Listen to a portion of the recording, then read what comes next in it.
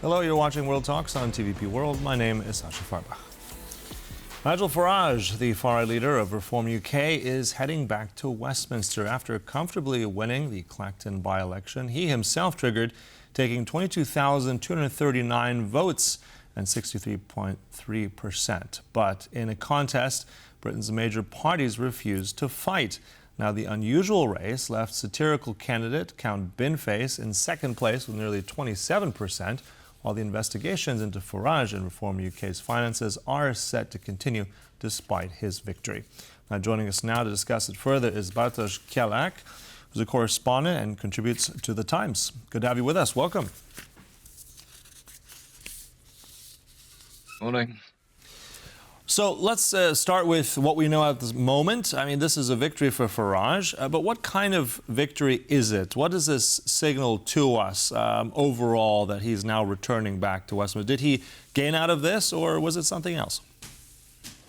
Well, it's certainly a victory he's not too happy to thank his own constituents for, because he did not show up to the announcement. He said that the police has warned him that there will be an orchestrated effort to embarrass him at the announcement. Either way, he did not go. It's a victory where he persevered and took back his mandate.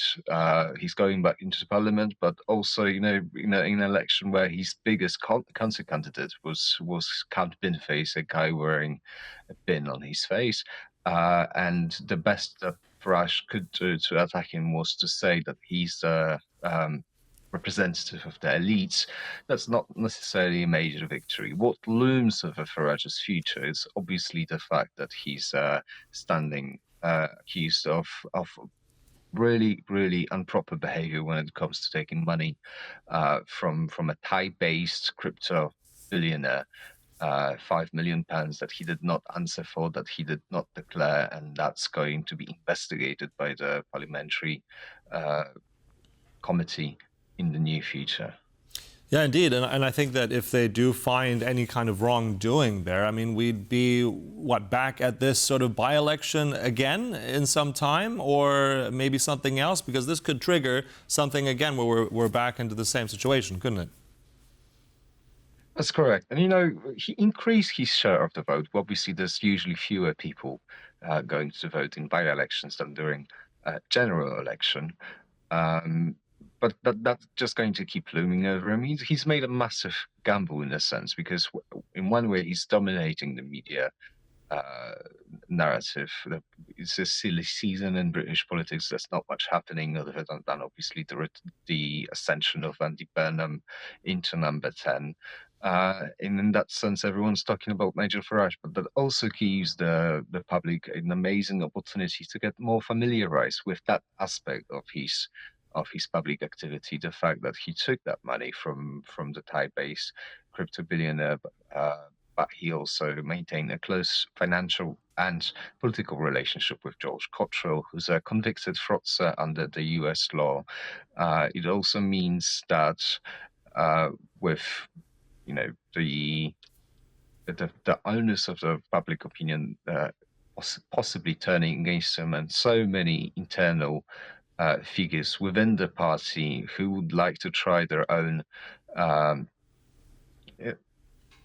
who'd like to try to compete as a leader and potentially become prime minister. Obviously, leader-focused parties hate a position like that internally.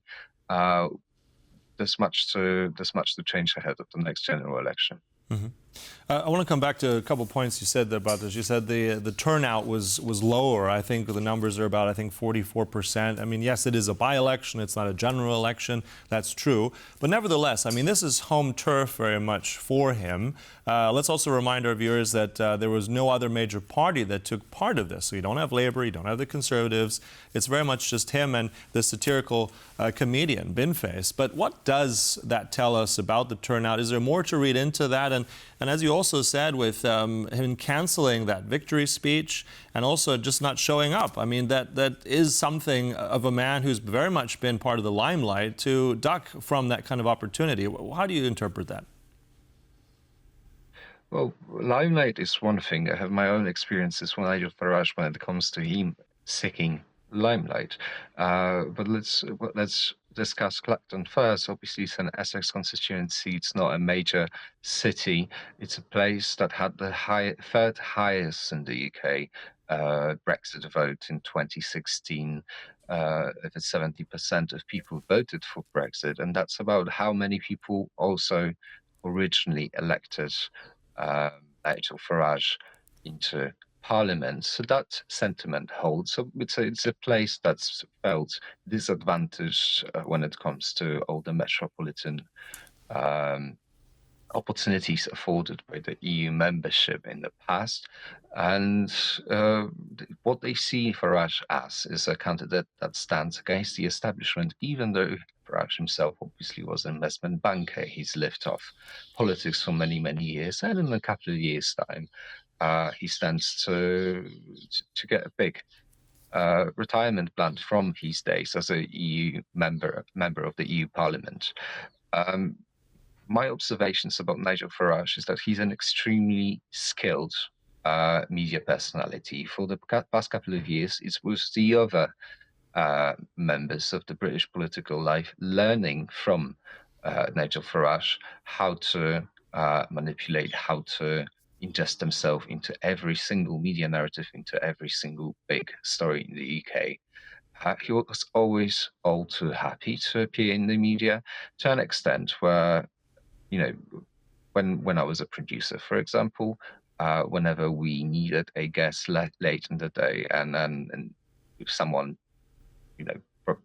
bailed on us 15 minutes ahead of the TV slot, we could call Nigel Farage, and with a good chance he would decide to appear. My observations about Nigel Farage also come from university days when we had an interview booked with Nigel, but we've sent a writer, our student magazine writer, who was of a Greek Romanian origin, and the moment she showed up to Nigel Farage's lobby and her name was rang upstairs to check, he heard the surname and he cancelled the interview. I remember his face when he had heard my accent and he heard my name when I was producing an interview with him. He wasn't too happy for a European person to be the journalist responsible for handling his appearance on air either.